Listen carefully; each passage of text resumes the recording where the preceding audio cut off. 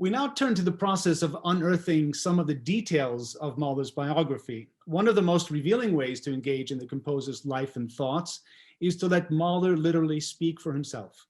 And nowhere is this done more effectively than in his letters.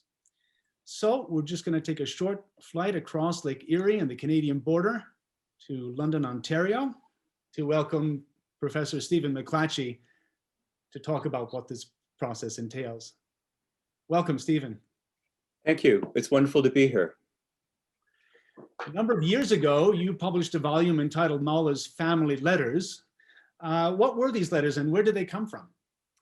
So these were over 500 letters, about 521 if my memory serves. These are letters, majority of which were letters to Mahler's sister Justina, and a sizable chunk of them as well to Mahler's parents. There's a few to the other siblings. And in fact, they are the most important source of information that we have about Mahler and his life before the mid-1890s. Many of us grew up and were very familiar with Henri Louis de Lagrange's wonderful biographical work. And the basis of so many of the earliest chapters in the first volume, and even that first edition by Doubleday in the early 70s, were based on letters, on these letters here in London, Ontario. They came then from Justina's family. They were in a trunk that was transported to England in 1939 with Arnold Rosé. And then they went to Cincinnati, where Alfred Rosé, Mahler's grandson, and Alfred and Justina's son, fled with his wife, Maria, in 1938. They ended up there, and then they ended up here where I'm sitting right now in London, Ontario, in 1948, I think it was, 47 or 48, where Alfred founded a opera program and was a professor of music here at the university, where I too am a professor. And so the trunk was transported to London, Ontario at that point. And there the letters sat in a bank vault in the Bank of Montreal downtown, and basically were there. Henri Louis came at some point in the 60s, I think it was, and consulted the letters. Alfred showed him about 2/3 of them, I think, not all of them. And I can figure out no reason why he showed him certain things and why he didn't show him certain things. It's kind of an interesting thing to sort of speculate. So Alfred died in 1975, just weeks before he was to receive an honorary degree from Western University. And his widow lived here until her death in the early 1990s. I actually can't remember when Maria died, but I knew her as a student. She worked in the music library as a volunteer where I worked. I got to know her better as a graduate student when I got involved with the collection. And so Mrs. Rosé donated these letters to Western in, I think it was 1985. There was a major Mahler symposium here to mark that gift, where Henri Louis came, Donald Mitchell, and many others, maybe some of you here. I don't remember. I was a lowly undergraduate at the time, but I will always treasure the opportunity to have sung in a performance of the Eighth Symphony as a first-year undergraduate as part of that symposium. Yeah, these sagas about this incredibly precious material having been, taken up across the channel to England and then across the ocean and then lying dormant for decades in the family and never being published, it just makes you wonder what's all out there. And even though lots has been published by Mahler in terms of his own writing letters, it just makes you wonder, doesn't it? But we've got to move on to what you actually did manage to publish, and we're grateful for you. What do these family letters say about Mahler's relationship to his parents and his siblings? Or to put it another way, what kind of brother and son was Mahler? I think when we ask that question, we're really asking what Mahler was like as a person. And I think very often we're the most human as an individual with our family. Our family sees us kind of in an unvarnished way. And so what these letters really show us is how human Mahler was as a person. They definitely reveal his love for his family, his concern for them. Their relationship was very caring and one of mutual responsibility, I would say as well, that you can see, even though, and we might get into this later, we have mostly only one half of the correspondence. But they do show that Mahler saw himself very often in loco parentis. So he, because of his parents' illness and early deaths, both in 1889, Mahler took on the role almost as a quasi-parent to his own parents in the last years of his life. And so the earliest letters are wrapped up with details about medical appointments and sending special food and so on to them, so showing his love. But also after their deaths, he had to take care of all of his younger siblings. Alois was the eldest, but he was a bit of a sorry case, and Mahler really had to worry about him. The younger siblings were quite young at the time, and so Mahler really had a big concern, both financially and also sort of spiritually and emotionally for them. So they show, the letters show that Mahler was quite dominating in many ways. Quite controlling. He, is someone who has this as well. He has certain controlled issues, I would say. When I say that they're human, they show that Mahler, like all of us, could be very irritable from time to time.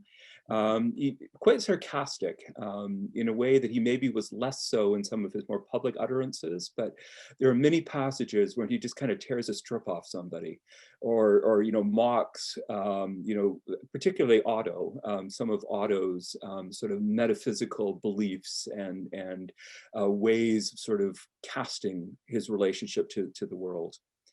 They show a man who was self-centered, as many great artists are, who was very honest, sometimes brutally so, very direct, but also always loving and always concerned. So a lot of humanity in those letters. Well, I think that's what's so fascinating about the volume you published, because it is not the sort of Mahler in the public eye. It's not the Mahler that he's projecting to his intellectual friends or to his, while he's administering the opera house. These are his nearest and dearest. And of course, we all have a slightly different relationship in our use of language to that. And it makes Mahler more human. It also makes him more flawed. But then again, we have to accept, of course, that that's part of his legacy too. Let's talk a little bit about what the process behind this, because many people think publishing a letter by Mahler is simply a matter of transcribing what is on the page. You find a letter and you write it down. Of course, it's much more than that. Tell us a little bit about what's involved in putting together such an edition, such a publication. Oh my goodness! Well, and of course, a little bit. I know you don't get too much in the weeds, but as you can tell from my speech, I am not a native German speaker, so that was sort of an added layer of complexity, of course. But Mahler, like a lot of his contemporaries, wrote in a handwritten form of the Gothic typeface, is known as Kurrentschrift. And so the writing itself is often a challenge to decipher. Any handwriting by any letter, any author, even in English, for me, can be quite difficult, in fact. My German is not good enough to be sure of grammar, for example. So in the transcriptions, I had a good German friend who would check over the transcriptions. Most of them were undated. That's the other challenge. There's one letter that I always felt was ironic, where he kind of tears a strip off Justina for not dating her letters because it's important, whereas Mahler most of the time doesn't. And when he does date the letters, he's often wrong. So that was a real challenge, was just trying to get dates. And it was even more so because these were family things. So they're concerned with family issues, not sort of great issues in the public domain. So it made it all the more difficult. So what you're saying is that you're trying to reference something in the letter that would date it, right? I mean, that's the obvious game here. And then the distance from that event and who else might be in the know. And I had a huge amount of help from Henri Louis at that point, because he shared with me transcriptions of the 2/3 of the letters that he had obtained from Alfred. And so they weren't perfect, but they were great help. He had to do the work of dating as well. And so his guide was often very useful. Although because he had not seen all of the letters, sometimes he was led to misdating them. Mm-hmm. So, the contents of the letters can be helpful. So if there's a reference to a performance or to another letter that he might have received, that could be, that could help. I actually cataloged all the papers that the letters were written on. and it sort of made what I think was a reasonable assumption that certain types of paper would only be used at certain periods of time. And so there was a couple of letters I was at least able to sort of chunk in a period of time because of the paper it was on. There, also the letters came from the Bank of Montreal in 21 envelopes.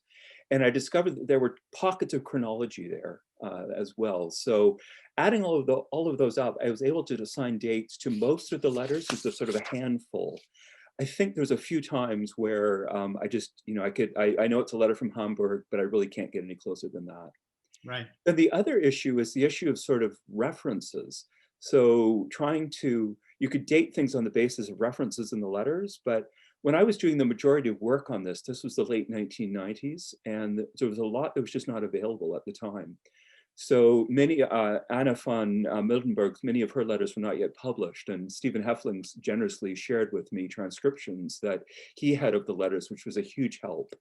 But the explosion of the digital humanities and the resources that we have available now were simply not there. So it would have been so wonderful to have had the wonderful Anno project of the Austrian National Library with digitization of all the historical newspapers. I've used it subsequently in papers that I've written, but at the time that just would have been a godsend, and it just did not exist. I had a research assistant, and I was able to pay him to track down as many of the obscure references as I could find. The former staff of the Gesellschaft in Vienna was really helpful as well. I bought a collection of maps one time I was in Vienna to just look at places, because even maps online were just not in the same kind of place as they were now. Yeah. And then finally, when it came to doing the German edition of the letters, I had a German editor, Helmut Brenner, and he was able to track down a few more things on the basis of things that were more readily available to him. So for example, Mahlers registering at certain Kurorte, places where he was taking the waters. He was able to track those down. So in fact, the German and the English editions are not identical, and the majority, they're pretty close, but there's places where the German edition is a lot more specific, and that was thanks to Helmut. Mm-hmm.